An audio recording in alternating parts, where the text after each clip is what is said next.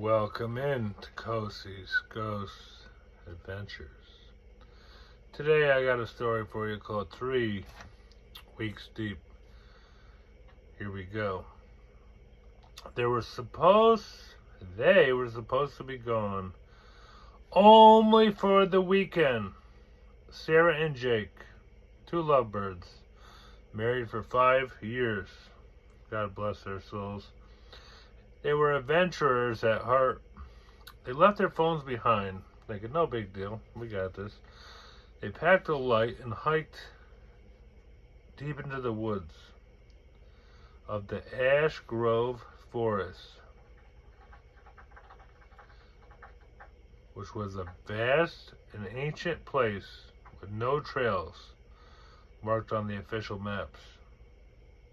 You all hear that weird noise? I swear whenever I tell a ghost story, ghostly things happen. Anyway, Sarah barely remembers what happened at all. Speaking of that, search parties combined the woods for 3 weeks after the disappearance. The story made local news and then national news. Park rangers found their campsite deep in the forest, still set up. It's completely untouched, as if they were never there, really. As if they stepped away for a minute and never came back. No signs of a struggle, no blood, just a strange, heavy silence. On the 22nd day, double twos, Sarah staggered out of the trees all alone. Shoeless and wild-eyed, her lips were cracked, skin a little torn and dirty, and she clutched something in her hand. A soaked, rotting scrap of Jake's flannel shirt. She wouldn't speak for days after that, and when she finally did, what she said made her family wish that she hadn't spoken.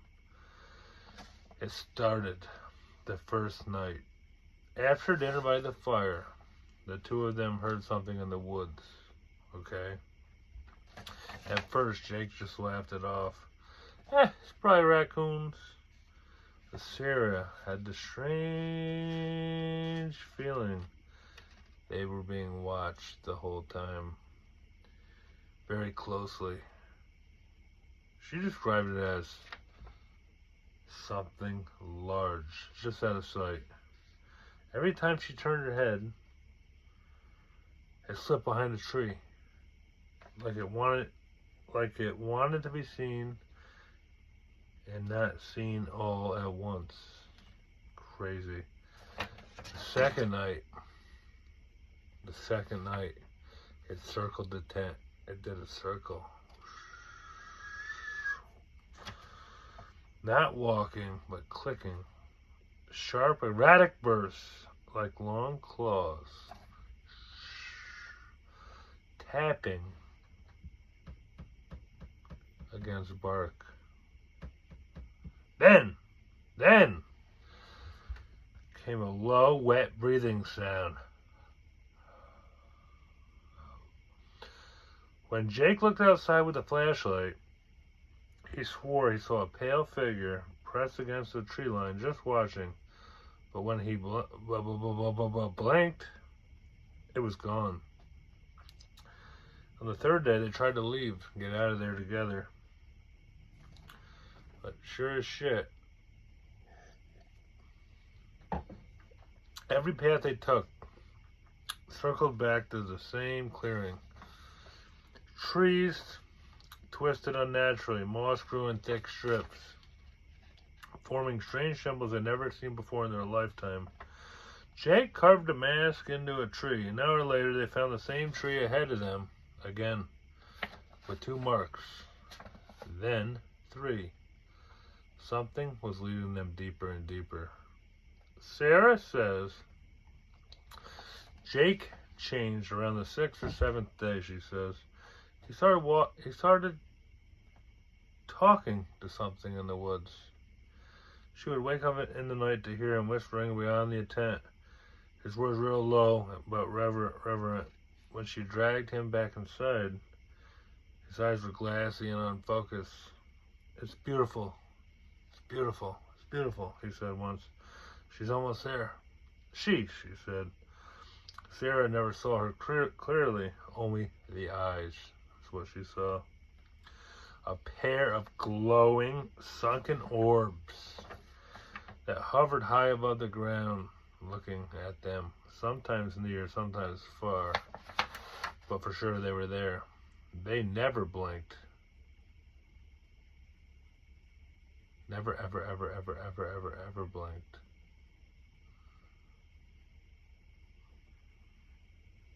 Sometimes Sarah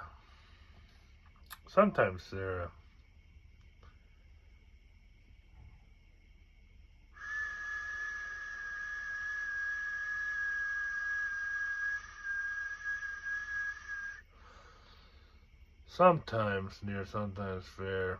Sometimes Sarah would wake up with her body frozen to the ground, her vision filled with those eyes, watching her through the mesh of the vent. Not the vent, the tent. Watching her through the mesh of the tent. Give me a T, give me an E, give me an N, and give me a T. The tent. And by the second week, Jake stopped eating completely. He just stood in the clearing for hours, staring into the woods, hands by his side, straight up. On the 15th night, he walked in without a word, no light, no supplies. Sarah chased him until the trees bent over her, dark and wrong, and the forest grew too quiet. Not even bugs. The wind didn't even move. That's when she heard the voice. It was Jake's, but it came from above, warped and echoed through the trees like it was bouncing off 1,000 fucking moths. Mouths. Not moths, mouths. And it said, "You brought us a gift. She'll stay. You may go." Something cold touched her shoulder, and when she turned, there was nothing. But Jake's eyes were glowing now, staring from the dark. She ran. She doesn't remember how she found the edge of the forest. Just the sound of those clicking claws chasing her the whole way. Sarah still wakes up sometimes screaming. Absolutely she does. Jake was never found, unfortunately. But 2 weeks after that she returned, a new trail opened in Ash Grove Forest. One that wasn't there before. Rangers followed it and found a crude totem. A human jawbone wrapped in flannel, hanging from a tree by long strands of black hair. They closed that part of the forest off permanently after that. Well, hikers still whisper about it. About the pale figure with the eyes like dying stars. If you go quiet enough, you still hear the clicking. Just behind you. Waiting for someone to bring another gift. The end. Hit the like button, subscribe to the channel, comment down below, let me know what you think. See you guys on the next big one. Peace out.